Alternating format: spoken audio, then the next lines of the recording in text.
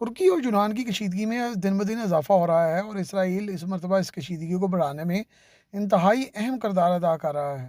اسرائیل اور امریکہ وسیع پیمانے پر یونان کو ہتھیار فروخت کر رہے ہیں اور ترکی اور یونان کے درمیان تنازعات کو ہوا دی جا رہی ہے۔ اس صورتحال کو بامتے ہوئے ترکی بھی اپنی تیاری کو بڑھا رہا ہے اور یہ صدیوں پرانی جو دشمنی ہے وہ اب آہستہ آہستہ پھر ایک نئے تنازع کی طرف جا رہی ہے جو یورپ میں کسی بھی خطرناک آگ کو بھڑکا سکتی ہے۔ ترکی اور یونان صدیوں سے ہمسائے ہیں۔ سلطنت عثمانیہ کے دور میں ترک یونان کے زیادہ تر علاقوں پر بلکہ سارے ہی علاقے پر حکمران رہے ہیں۔ 15ویں صدی سے لے کر 18ویں صدی تک سلطنت عثمانیہ مکمل طور پر یونان پر جو ہے وہ حکمران تھی۔ یونان میں تحریک آزادی جو ہے وہ کافی عرصے تک جاری رہی اور سلطنت عثمانیہ کی پے در پے شکستوں کی وجہ سے ان کو بعد میں پھر اس میں کامیابی حاصل ہوئی۔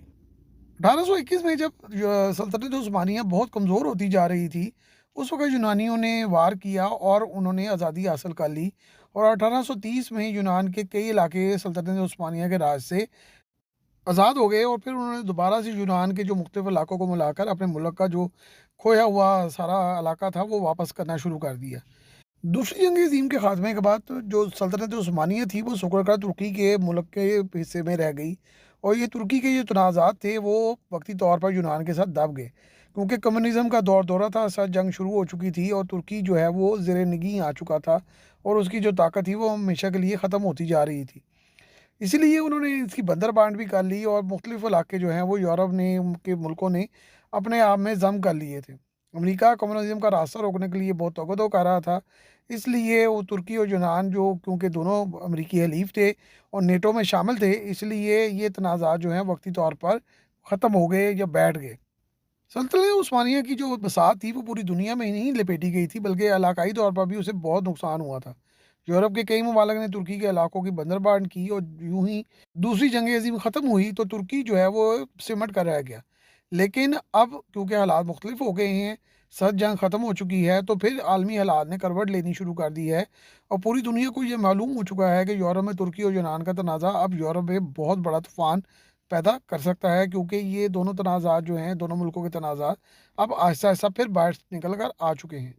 نیٹو کے ممبران ممالک کے طور پر ایک ہی بلاک کا حصہ رہے ہیں۔ 1953 میں ترکی، یونان اور یوگوسلاویہ نے بلکان کا ایک پیکٹ بھی بنایا جو کہ مل کر چلنے کا اہتمام تھا، لیکن قبرص کے مسئلے، دریائی پانی کے مسئلے، سمندری حدود اور دیگر تنازعات کی وجہ سے ترکی اور یونان کے درمیان تنازعات جو ہیں وہ پہلے دبے رہے، اب بہت زیادہ باہر نکل آئے ہیں اور ان میں کئی مرتبہ جنگ بھی ہو چکی ہے۔ ترکی دفاعی لحاظ سے بہت مضبوط ہو چکا ہے۔ اس وقت ترکی دنیا کے ہتھیار فراہم کرنے والے 7واں بڑا ملک بن چکا ہے۔ یونان اور ترکی دونوں نیٹو کے ممبر ہیں، لیکن یونان جو ہے وہ آہستہ آہستہ اپنی طاقت کو بڑھا رہا ہے۔ یونان نے رافیل طیارے خریدے ہیں، F-16 اور میراج 2000 طیارے بھی جو ہے وہ استعمال کر رہا ہے۔ حال ہی میں امریکہ نے ان کو F-35 طیارے دینے کا اعلان کیا ہے جن میں سے 6 طیارے وہاں پہ پہنچ بھی چکے ہیں۔ ترکیہ کو F-35 کے پروجیکٹ سے نکال دیا گیا ہے اور یہ واقعات جو ہیں وہ پے در پے ہو رہے ہیں۔ اس وقت ترکی اپنے کان طیارے پر توجہ دے رہا ہے اور جلد ہی وہ اس کو بنا بھی لے گا، لیکن صورتحال مختلف ہو چکی ہے۔ صورتحال میں ٹوسٹ آ چکا ہے۔ جب 2021 میں اسرائیل نے یونان سے 22 سال کا دفاعی معاہدہ کیا تو یہ ترکیہ کے لیے بہت بڑا الارم تھا، جس کے تحت یونان کو اسرائیل جو ہے وہ میزائل، ڈرونز اور اس کی بحریہ کو ہر طرح سے مضبوط کرنے، پھر اس کے علاوہ ملکی طور پر ہر طرح کے جو وسائل فراہم کرنے کے لیے جو ہے انہوں نے آفر کی اور معاہدات کیے۔ اس وقت اسرائیل یونان کے اندر ہر طرح کی جو ہے وہ ان کی جو افواج ہے ان کو مدد کر رہا ہے، ان کی فضائیہ کو مضبوط بنایا جا رہا ہے، بحریہ کو اپ گریڈ کرنے کے لیے مشترکہ پروجیکٹ شروع کیے گئے ہیں اور اس کے بدلے میں یونان نے غزہ کے بارے میں اسرائیل کے خلاف جو ووٹنگ ہو رہی تھی اس میں حصہ نہیں لیا۔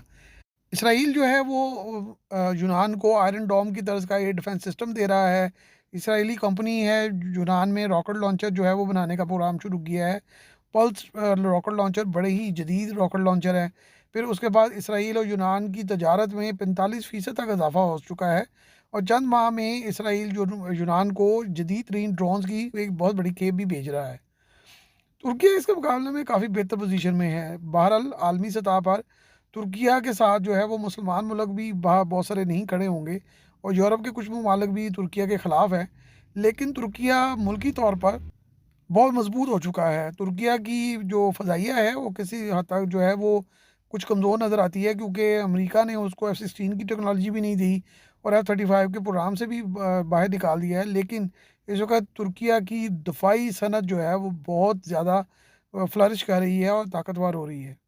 اسرائیل ترکیہ کی جو اینٹی اسرائیل پالیسیوں کے خلاف ترکیہ کے ارد گرد تنازعات کو ہوا دینے کے لیے اب کوشش کر رہا ہے، اور اس کے لیے یونان جو ہے وہ اس کے ساتھ بہت زیادہ جو ہے تعلق جو ہے بہتر بنا رہا ہے، کیونکہ بہت سارے یورپی ممالک نے اسرائیل کا غزہ کے معاملے میں ساتھ دینے سے انکار کر دیا ہے۔